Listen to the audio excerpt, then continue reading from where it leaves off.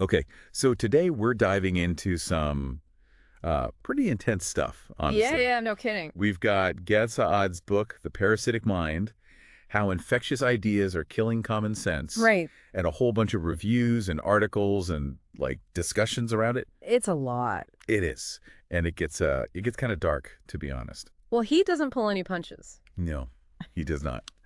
But before we get into like all the nitty gritty, Sure. who is this guy, Yeah, good point. Gad Saad? So he's a marketing professor, which is interesting Yeah. because his background is actually in evolutionary psychology. Yeah.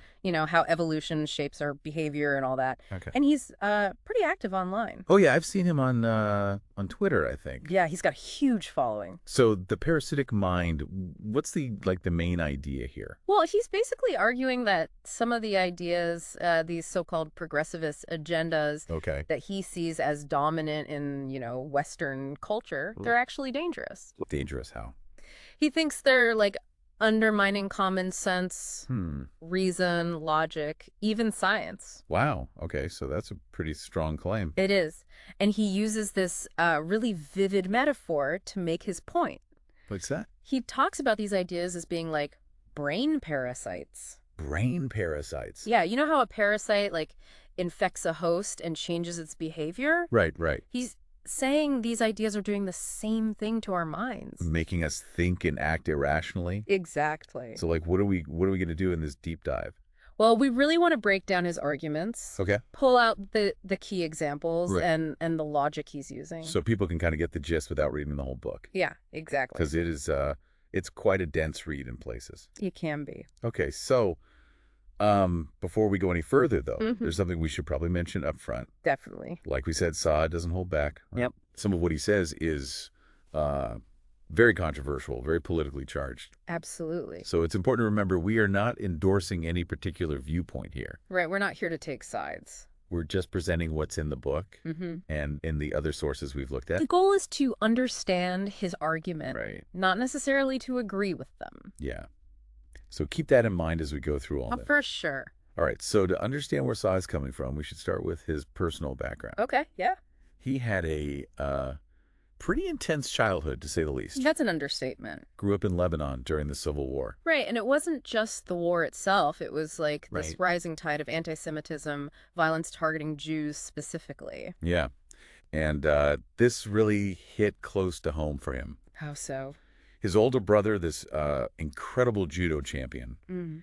he was basically forced to quit, give up his whole career Seriously. because he was Jewish. It's crazy how prejudice can just derail someone's life like that. It's a powerful example of how these things aren't just theoretical, right? They Mhm. have real-world consequences. Yeah, and it's kind of ironic. This same brother later represented Lebanon Oh, at yeah. the Montreal Olympics. Hmm. So, like, the same country that, in a way, forced him out, Right. then embraces him as their athlete. It's definitely complicated. It is. But getting back to the dangers Saad's family faced, I mean, Oh, yeah. it wasn't just this general atmosphere, right? No. There were very specific threats. Like what? He talks about this one incident Mm-hmm. with this militiaman named Amai, Okay. who literally threatened to come back to their home. So is like a direct threat. Yeah, and this constant fear, this never knowing what might happen, I can't imagine. it's what ultimately drove them to flee Lebanon. It makes sense.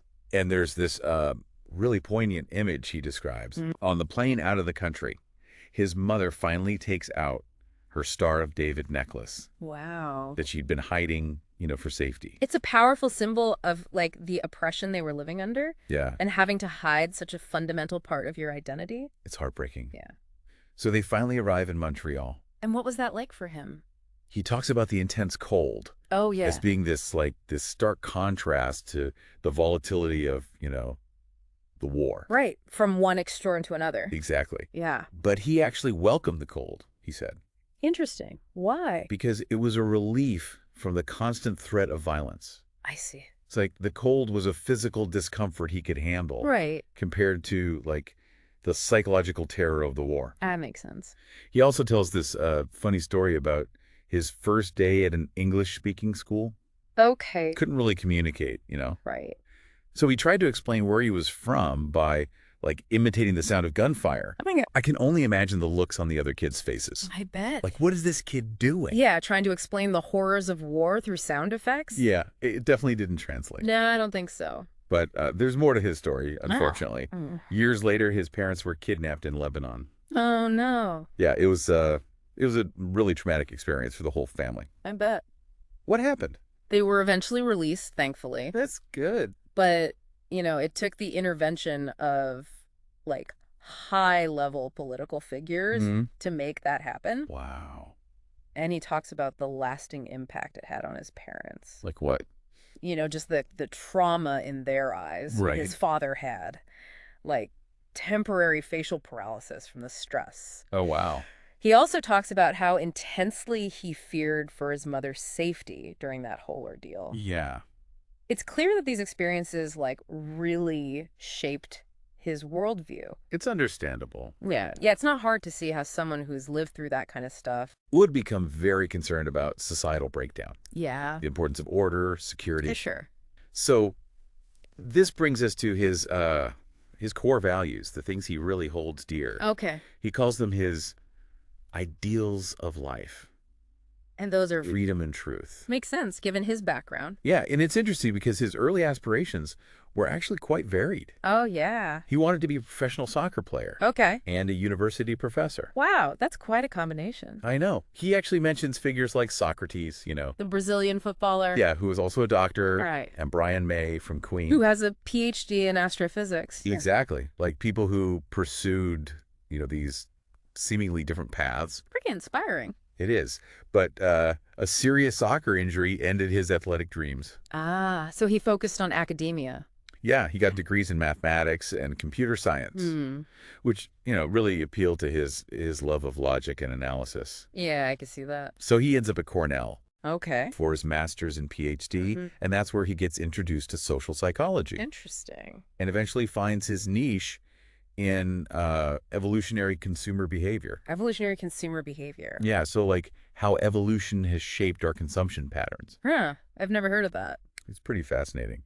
But here's the thing. What's that? His approach, this whole biologically based view of human behavior, it wasn't exactly embraced by everyone, Really? Why not? especially in the social sciences. He ran into what he calls biophobia. Biophobia. Yeah, like a fear or rejection of biological explanations. Interesting. A lot of social scientists at the time, they were all about social constructionism. Right. The idea that everything's shaped by culture and environment. Exactly. Oh. So they weren't too keen on his Darwinian perspective. Huh. So he was kind of going against the grain there. Yeah, he was definitely a bit of an outsider. Well, it sounds like that kind of set the stage for his later work. Okay, so we've got this background on Saad's life and, like, his core values. Yeah. Now let's get into the meat of his arguments. Yeah, let's talk about this whole erosion of reason thing. Okay, so where does he start with that? Well, he's adamant that the pursuit of truth has to be based on facts, empirical evidence, not just emotions or personal interpretations. That makes sense. Right. He compares it to, like, legal proceedings or scientific inquiry. Right, where you need evidence to establish guilt or prove a theory. That's exactly. Can't just say, well, I feel like this person is guilty. Right. Or I believe this is true because it fits my worldview. Exactly. So he sees this shift away from fact-based reasoning as a really dangerous trend. And he sees it happening in a lot of different areas. Right. He gives a ton of examples. Okay, so, like, what kind of stuff are we talking about here? Well, one thing he points out is what he sees as a double standard. A double step. Yeah, within progressive circles when it comes to criticizing beliefs. Okay, I'm listening. He argues that, religious beliefs, especially Christianity, are often subject to, like, intense scrutiny. Right. But Islam, he says, is treated as this, like, untouchable faith. Interesting. And he backs this up by pointing to the reactions Okay. following criticism of Christianity versus criticism of, say, radical Islam. What does he say about that? Well, he brings up the Charlie Hebdo attack. Right, the horrific shooting in Paris. Yeah, and the controversy surrounding those cartoons. The Gilen's Poston cartoons. Yeah, those ones. So he's saying there's a different standard applied. It's like one is seen as free speech, the other is hate speech. Even though both involve, potentially offensive depictions. Right. That's a pretty bold claim. It is. But he argues that this fear of being labeled Islamophobic or racist, it prevents honest discussion about certain ideologies. Even when those ideologies might be, linked to violence. Exactly. Okay, so that's one example of what he sees as this erosion of reason. Yeah. What else does he talk about? Well, he's also a big critic of what's called the social constructivist view. Oh, right. The idea that, we're blank slates at birth and everything about us is shaped by our environment and upbringing. Exactly. And he thinks this view completely ignores the influence of biology.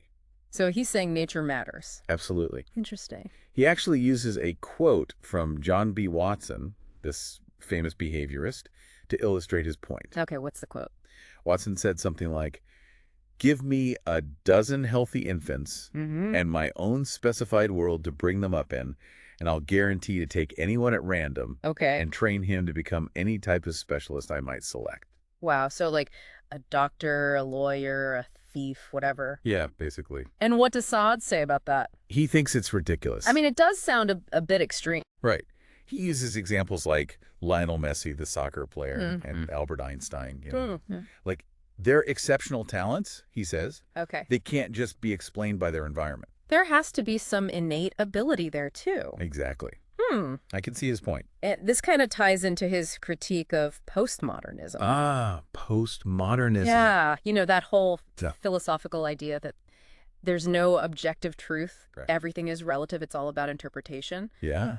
Saad really dislikes this. Why? He sees it as a complete rejection of reality. He even tells this story about a discussion he had with a student's girlfriend who, get this, dismissed the biological reality that only women can get pregnant. Wait, what? I know. She had this spiritual explanation. Surah. Yeah, something about a Japanese tribe. Okay. Just totally detached from any scientific understanding. Yeah. That's definitely a bit out there. And for Saad, this exemplifies the danger of postmodernism. Where you could just invent your own reality, regardless of what the facts say. Okay, so he's not a fan of postmodernism. Not at all. Got it. So where do universities fit into all of this? Well, he sees universities as this kind of paradoxical institution. Paradoxical. Yeah, on the one hand, they're supposed to be these bastions of knowledge, right? Right, centers of learning, research, all that. Exactly. But he argues that they've also become breeding grounds for what he calls bizarre lies. Bizarre lies, that's pretty harsh. It is. Yeah. But he sees it as a real problem. He thinks universities are actually spreading falsehoods. Yeah, or at least they're allowing these parasitic ideas to flourish. Okay, I see where he's going with this. So do you want to dive into some of the specific examples he gives? Let's do it. Okay, so he spends a good chunk of the book talking about gender ideology. Okay. And one of his main concerns is this whole issue of misgendering. Right, using the wrong pronouns for someone. Yeah. And he points out that it's become incredibly sensitive to the point where people are facing serious consequences. Like what? For accidental slip-ups. Oh, wow. He talks about a student who got investigated. Yeah, for a classroom incident where they misgendered someone. Seriously? And there are even proposed laws. Laws? Yeah, that could criminalize repeated misgendering. That's it in a lie. Yeah, in care facilities, for example. Wow. Okay, so it's getting pretty serious. It is. And he points out that in places like New York City, there are already laws that go beyond just healthcare settings.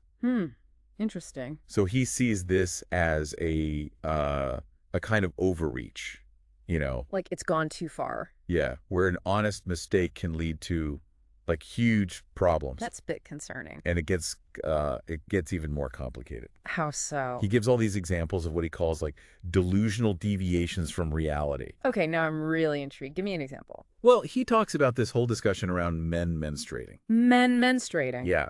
And this actually sparked a huge controversy involving J.K. Rowling. Oh, wow. The Harry Potter author. Yeah, she got into a lot of hot water over her comments on this topic. I remember that. And then there's Julian Castro. The politician? Yeah, he made some statements about transgender men and abortion rights that Saad found really bizarre. I can see how that could be controversial. And then there was this Canadian Cancer Society campaign that featured a transgender man to raise awareness about cervical cancer. Which, biologically speaking, men can't get. Right. And Saad just he couldn't believe it. I mean, I get that it's about inclusivity. Right. But it does seem a bit strange on the surface. Yeah. Okay, so he sees these as examples of denying biological reality to fit a certain narrative? Yeah. Interesting. What else? Oh, he also throws in Elizabeth Warren's comment. Okay. About a transgender child needing to approve the Secretary of Education. Oh, wow. Just as another example of this kind of absurdity, Yeah, that's definitely a unique take. It is. And to illustrate how this kind of postmodern thinking can lead to really strange outcomes, especially in art. Okay. He talks about a blank canvas. A blank canvas. Yeah, being displayed as art at the Carnegie Museum. Seriously? I know. And then there was this invisible art exhibition in London. Invisible art? Yeah, there was literally nothing there. So what, people just paid to see an empty room? Pretty much. Yeah. And he also mentions this satirical book by Michael J. Knowles. Oh, right, the conservative commentator? Yeah, it's called Reasons to Vote for Democrats. And it's blank. Completely blank. Oh my gosh, that's hilarious. It is. But Saad's point is it shows how this rejection of objective standards can lead to anything being considered art. Yeah, I mean, if a blank canvas is art, then what isn't art? Okay, so that's gender ideology. What about this tyranny of the minority thing he talks about? Oh, yeah. So this is where he gets into transgender activism. Okay. And specifically, he brings up the controversies surrounding Rachel McKinnon. Rachel McKinnon, the cyclist. Yeah. So for those who don't know, McKinnon is a biological male who identifies as female and has been very successful in women's cycling competitions. Right. I remember that.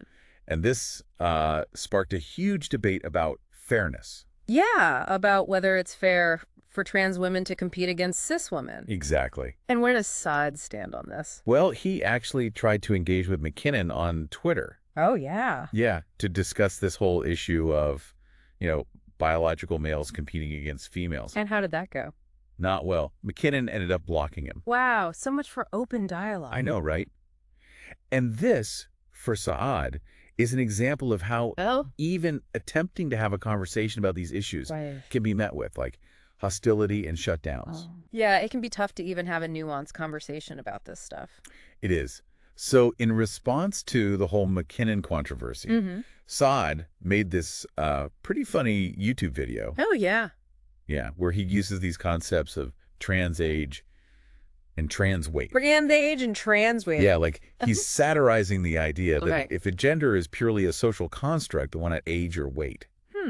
Interesting. He even brings up this real-life case of Emil Rattlerband. Who's that? This guy who tried to legally change his age. Seriously? Yeah, he wanted to be younger on paper so he could get more Tinder matches. Wow. Okay, that's a bit much. It is. Yeah. But Saad's point is it highlights the absurdity of taking this this purely social constructionist view to its extreme. Okay, I see where he's going with that. And he doesn't stop there. Oh. He also points to several cases where he sees what he calls intersectional conflicts. Intersectional conflicts. Yeah, so conflicts between different minority groups arising from transgender activism. Give me an example. He talks about this human rights complaint in Windsor, Ontario, involving a transgender woman and a Muslim esthetician. Huh. What happened there? There's a whole thing about the esthetician refusing to wax the transgender woman's male genitalia. Oh, wow. Yeah, and then there were these multiple complaints lodged against spas in British Columbia. Okay. Again, similar situations. So religious beliefs clashing with transgender rights. Exactly. That's a tough one. It is. And then he brings up the defunding of the Vancouver Rape Relief and Women's Shelter. Oh, I remember hearing about that. Yeah, they got defunded because they refused to admit transgender women. So he's saying that the focus on transgender inclusion might be overshadowing the needs of other groups. Yeah, in this case, biological women who've experienced sexual assault. That's a really complex issue. It is. And it's definitely something to think about. For sure. So he's not just focusing on abstract ideas, right? No, he also gets into specific examples involving public figures. Like who? Well, he had this whole Twitter exchange with Charlize Theron. The actress. Yeah, she'd made some public statements about her adopted child's gender identity. Okay. And Saad, he didn't hold back. What'd he say? He was pretty sarcastic, actually. He made these jokes about raising his kids as, like, carbon-based, multicellular, non-arboreal agents. Wow, okay. And he talked about introducing the fluid periodic table. The fluid periodic table, huh? Yeah, he was basically, like, mocking this whole idea that gender is fluid and can be chosen. I see. He even framed Theron's behavior as a kind of Munchausen by proxy via contagion. Munchausen by proxy, that's a serious accusation. It is. And it shows how strongly he feels about this issue. Yeah, definitely. He also talks about this case in Florida. Okay. Where a biologically female student who identifies as male was allowed to use the boys' locker room at school. Okay. Which led to a teacher refusing to supervise. Oh, wow. Because of, concerns about privacy and all that. Yeah, that's a tricky situation. It is. And Saad uses this example to highlight the potential conflicts between accommodating transgender students and respecting the rights and comfort of other students. Yeah, it's a tough balancing act. It is. And it's something that schools and society as a whole are still grappling with. For sure. Okay, so moving on. Saad also takes on the concept of toxic masculinity. Okay. Interesting. And he's pretty critical of how it's often used. In what way? Well, he thinks it's become this, like, catch-all phrase to label any and all masculine behavior as bad. So he's not saying that toxic masculinity doesn't exist? No, not necessarily. But he thinks it's being applied too broadly. Yeah, he argues that it's used to criticize everything. Okay. From, like, overtly aggressive behavior to even, like, geeky traits. Geeky traits. Yeah, like being into video games or comics. Wow, okay. He even references that Gillette ad. Oh, right. The one that sparked a lot of debate. Yeah, that one. As an example of this, like, over-the-top condemnation of masculinity. So he's pushing back against this idea that all masculinity is inherently toxic. Exactly. That's definitely a different perspective. It is. And it kind of ties into his broader point about denying biological sex differences. Okay, tell me more about that. He thinks this whole idea that men and women are basically indistinguishable is just, like, absurd. Absurd. Yeah, he uses this analogy of, like, a Great Dane and a Chihuahua. Okay. Both dogs, right? Right. But they're clearly different. Yeah, in pretty significant ways. And he's saying it's the same with men and women. So he's acknowledging that there are biological differences.